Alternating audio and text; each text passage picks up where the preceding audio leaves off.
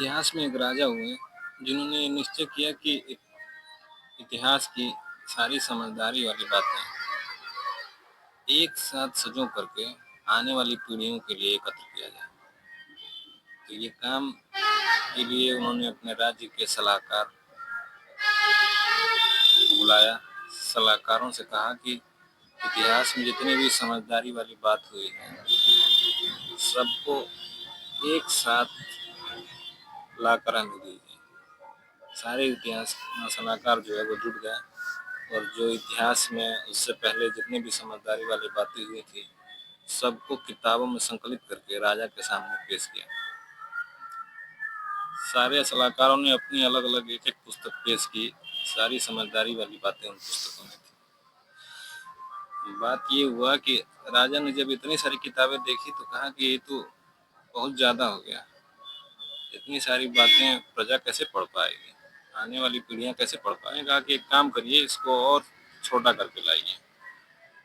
दोबारा सलाहकार सब गए, सब लोग इकट्ठा हुए और इकट्ठा होकर के उन सारी सबने जो है अपनी अपनी किताबों को संक्षिप्त रूप दे दिया और छोटा कर दिया। दोबारा से पेश किया गया राजा के सामने। राजा ने फिर सलाहकारों की उन किताबों को ठुकरा दिया, कहा कि ये भी बहुत ज़्यादा हो रहा है। फिर सलाहकार दोबारा अपने काम पर लग गए। उन सारी समझदारी वाली बातें जो अलग अलग पुस्तकों में पिरोई गई थी उनको जो है एक पुस्तक में पिरो दिया गया, ताकि जो है सबको एक साथ एक जगह रख करके आने वाली पीढ़ी को दिया जा सके।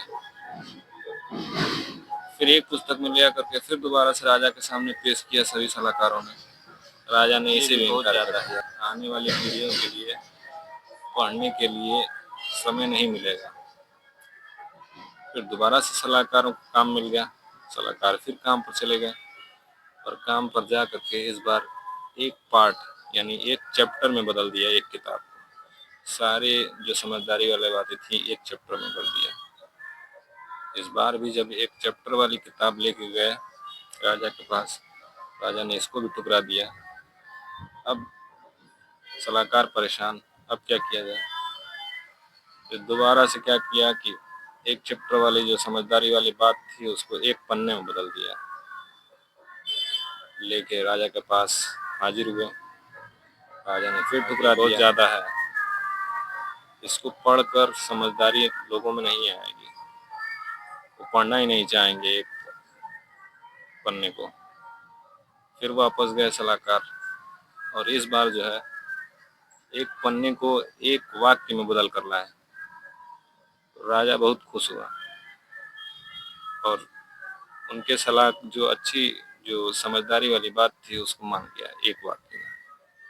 पता है उस एक वाक्य में क्या लिखा था? भोजन मुफ्त में नहीं मिलता।